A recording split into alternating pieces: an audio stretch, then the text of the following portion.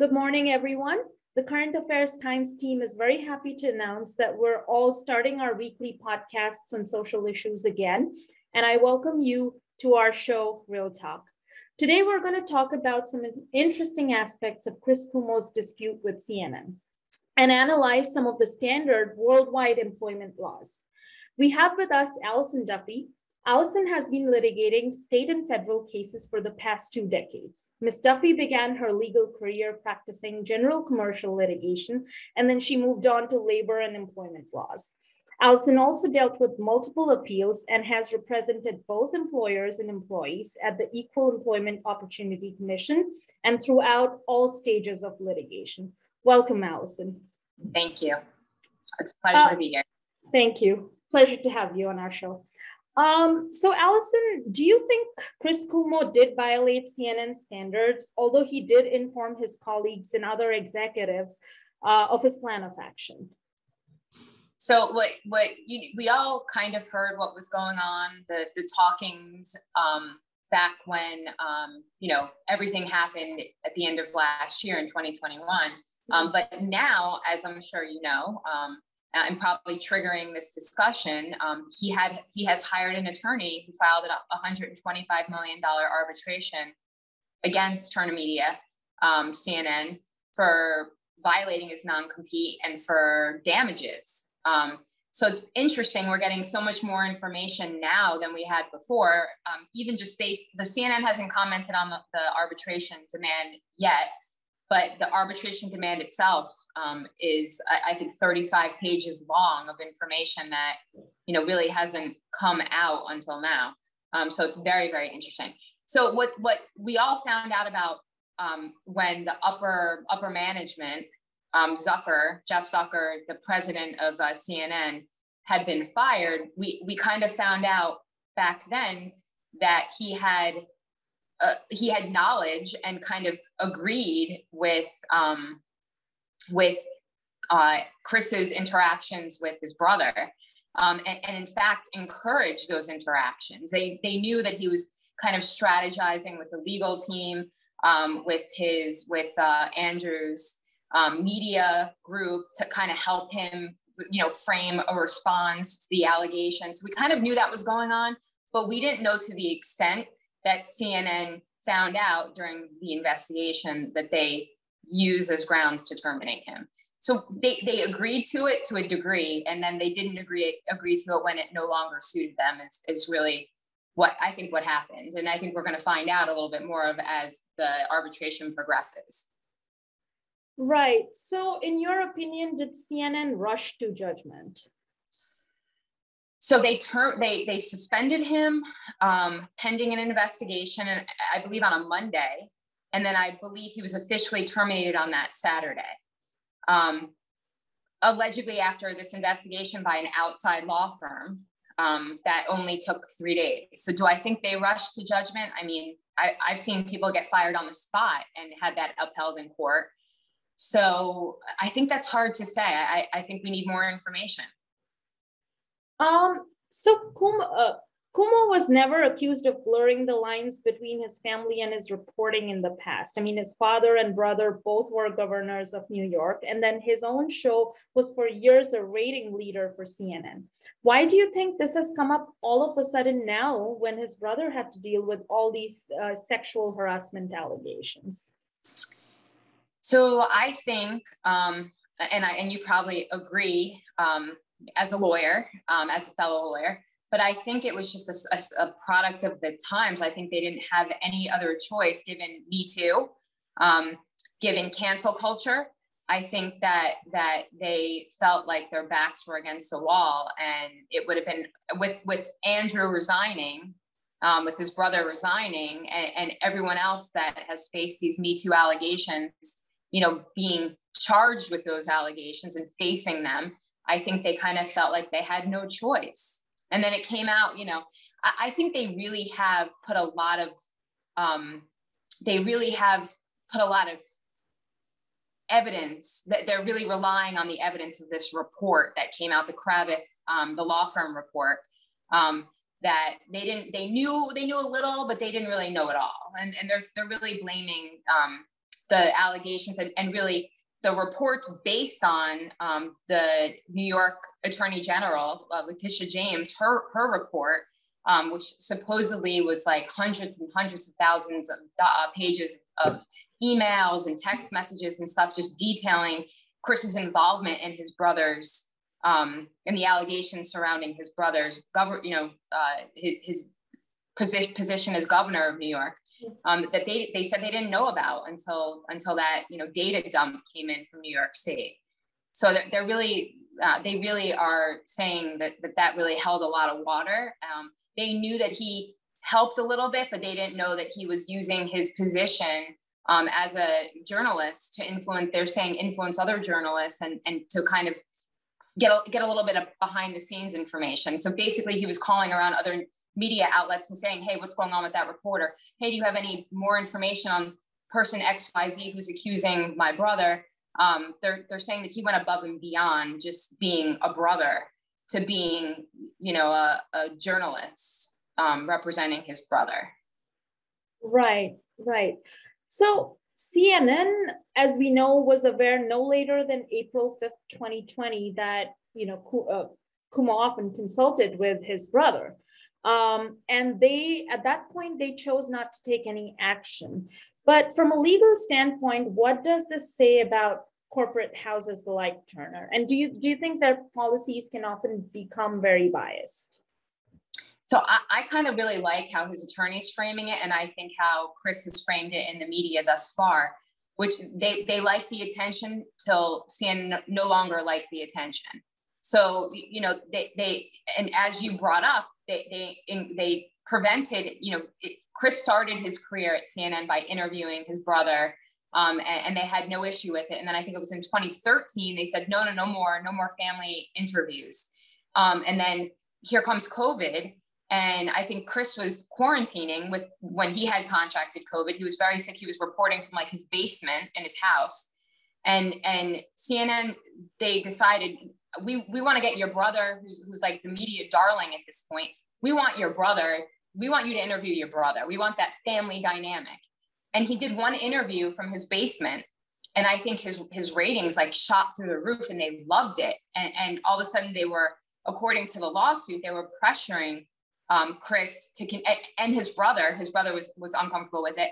They were pressuring them to continue these interviews and this like family dynamic because viewers loved it. So the ratings were, I think Chris had the highest ratings on CNN during this period of time. They loved it until, it turned ugly.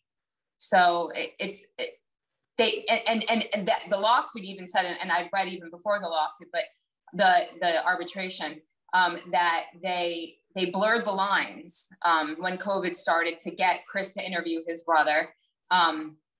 They also blurred the lines, I'm sure you saw too, in higher ups demanding that Chris contact his brother, have Andrew rush through COVID tests and things like that. So it wasn't just with his interactions with his brother and the allegations of the harassment, but it was other things that they were blurring the lines with that they had no issues, doing when it suited them. Mm-hmm. So what do you think, from a legal standpoint, how do you curtail such bias? Or when companies blur the lines like that, what can be done from a legal standpoint? I think that the best action is usually being proactive. And when you have a policy in place, which is don't interview your family, you keep it that way. CNN has, as most media outlets do, they have a plethora of, very popular, great reporters who could have interviewed Andrew. They would have had a different dynamic, obviously, but when you start blurring the lines, you got to expect the lines to get blurred, right? So the other issue that they have too, and it's pointed out in the lawsuit, but we've read about it, before then, but is their selective enforcement of the ethical policy, CNN's policy, with other broadcasters who have had issues. So I think enforcing it across the board is the best way, to run any company, whether you're a media conglomerate or a small business. It's called like uniform enforcement of your policies and procedures. and if they were going to change it, if they were going to make a change during COVID, then that should have been reflected in some kind of writing. This is what we agreed to this degree, and kept it at that, and then enforce that policy. But they didn't do any of that. It kind of was just like a moving target. Right. Dangerous. Right. So do you think CNN really gave Chris Cuomo enough notice before just simply terminating his like you said before, that you've seen people get fired on the spot? But do you think that's really ethical? And what can an employee do when something like that happens? So New York, I'm licensed in Florida. I'm not licensed in New York, but just my limited knowledge of New York law, they're also an at-will employment state, meaning you can be fired for any reason, good, bad, or ugly, as long as it's not for a discriminatory reason. And that's federal law as well. So did they owe him anything? Not legally, not just in the confines of the law, as long as he wasn't treated differently than, like another person in the same situation as he is. Okay. However, the difference here is Chris had an employment agreement, which we've read about and is referenced throughout, the demand for arbitration. It's not attached. I tried to find a copy of his employment agreement. It is embedded in a few of the news articles, but so he did have a termination provision in his agreement where CNN could terminate him with cause, okay, for cause. And in order to do that, it says that he has to have violated any material provision of his agreement. He must have committed any kind of misconduct that is reasonably likely to cause material damage, monetary or otherwise, to the company.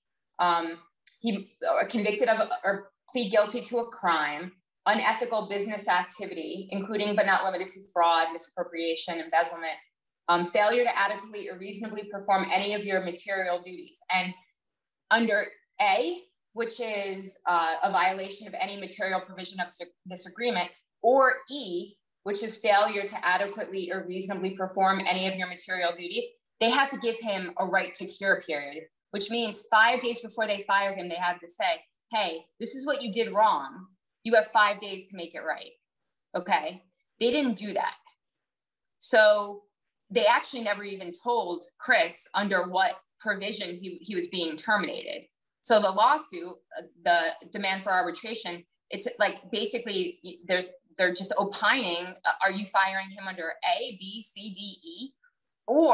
But they didn't quote or reference in here. Was there another provision that said that he could be fired without cause, and therefore he had to be paid out for the remainder of his agreement, which we don't know how much it is. We know he's seeking $125 million, but that's also like a front pay allegation. He had a book deal canceled. He can't get another job as a journalist anywhere. So who knows exactly how much money was left on his agreement, on his contract. Mm-hmm. But there had to be. Why did they fire him? We understand it was what CNN has come out and said for ethical violations, journalistic violations. But what does that mean as it pertains to his agreement? Supposedly he was given a two sentence piece of paper when he was fired by Jeff Zucker, that offered him no explanation other than, you committed these egregious violations, as a journalist, and therefore we're letting you go. But we don't exactly know under what grounds they have under his contract for letting him go. Right. And talking about some of the other journalists at CNN, including Gollust herself, who supposedly advised Governor Cuomo on ways to respond to the various allegations. And in fact, she even texted him a sentence, apparently, which suggested that, if one of the accusers has said that Governor Cuomo never touched her, then CNN should publish it. And then there are other people like Don Lemon and Jake Tapper, who have allegedly violated journalistic ethics several times, but CNN chose to deal with them very differently. Can a company really do this? So that's exactly what we were kind of touching on before, like a selective enforcement policy. Mm-hmm. So what it is here, so that they're gonna, I mean, they haven't addressed the different, media personalities as it relates to Chris Cuomo. But what they probably will say is Chris had a different kind of violation in that he involved other journalists. He tried to, they're going to say, which they have kind of intimated, that he's tried to influence the release of other news stories, kind of give his brother a heads up. And also he tried to get more information on the accusers, which I'm pretty sure New York has a rape shield law. Not that all the allegations involved, or any of the allegations involved rape, but some of these accusers came out anonymously. So it kind of just seems like they're going to say that Chris went way farther than the other personalities that had ethical, violations, alleged ethical violations that they really never even addressed. So I think that the big difference too is just how much attention this story got compared to everything else. The other stories were kind of like on the back burner that we heard about, that like the Jussie Smollett text, that the testimony that he got like a heads up that the Chicago police didn't believe his story. Something like, I think they kind of see those as being really not damaging and not really hurting other people. So I guess we'll see how much information we get out of this arbitration to find out. CNN really has kept their mouths shut. We know very little about how they feel about this case and the arbitration and frankly, the other, reporters and journalists and how it compares and contrasts. We know very little so far. It's going to be interesting when there's finally more information for us to, grapple with. Right. So on December 1st, 2021, an employment lawyer sent CNN a notice saying that, there were allegations of sexual misconduct against Chris Cuomo himself. And this was made by an anonymous person who was a former colleague of Chris before he even joined CNN. But do you think he was not employed by CNN at the time? So can CNN really take any kind of an action? So theoretically they could, but they did say, I believe the allegation too from Chris himself was that Jeff Zucker said that was the catalyst that caused the termination, but they never even did any kind of interviews, or they never really delved into that allegation. They just saw that, I guess it's like the nail in the coffin. Well, we're on the fence about letting you go, but here's another reason. Let's just let you go, kind of scenario. But his attorney, Chris's attorney, says that was a complete fabrication and nothing ever happened. And had they done an investigation, they would have seen that was a complete fabrication and it never happened. And it happened before he even signed his agreement with CNN, before he even started working at CNN, like you just said. Companies can explore anything. They can look into anything you've done in your past. I've had companies, I've had employees fired for things they did, 10 years ago that they posted on Facebook about, or that somehow made their way on social media. Your past, unfortunately, we live in a society where, just about everything you do, we can find out about, which is good and bad. So it's a dangerous place to live. So if they think it's like a moral issue that, he harassed someone, he probably is likely to do it again. Not to mention, is it running a family, given the allegations against his brother. So it's hard. It's really, we don't really know much about that allegation. Again, just that it occurred, I believe, when he was at ABC before he joined CNN. But if they wanted to explore it, there's no reason why they couldn't. It would be hard to use it as a basis to terminate him for cause. But the way they terminated him now, nothing would surprise me. How they go about terminating their employees. It's incredible. Right. And we did talk about how a third law firm took just 3 days to conclude the investigation. But in your opinion, do you think the depth of an investigation can really be questioned by an employee who's being targeted legally? No. And according to Kravitz, that investigation, they interviewed 40 people and looked at over 100,000 texts and emails over the course of 3 days. I've seen investigations take place over the course of 3 months where nothing was done. I don't really think, I mean, that's a really a hard, there's no black and white rule on how long it takes to conduct an investigation. And Chris's basis to question that is tentative. You know, I mean, how do you know what was done?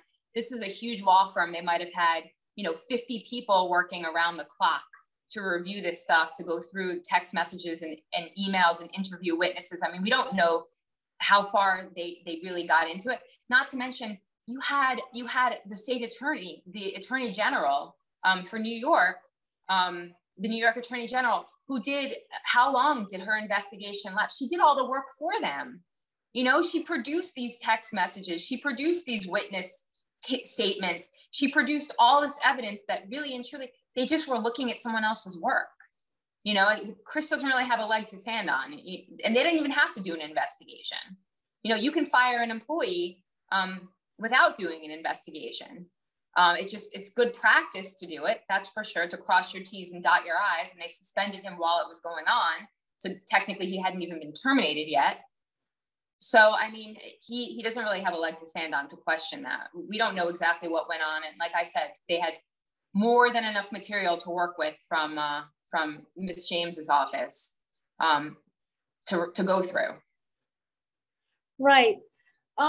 Last question. Do you think CNN took reasonable efforts to ensure that its own employees did not make any intentionally disparaging comments in the context of Chris Cuomo's business and professional activities during this investigation?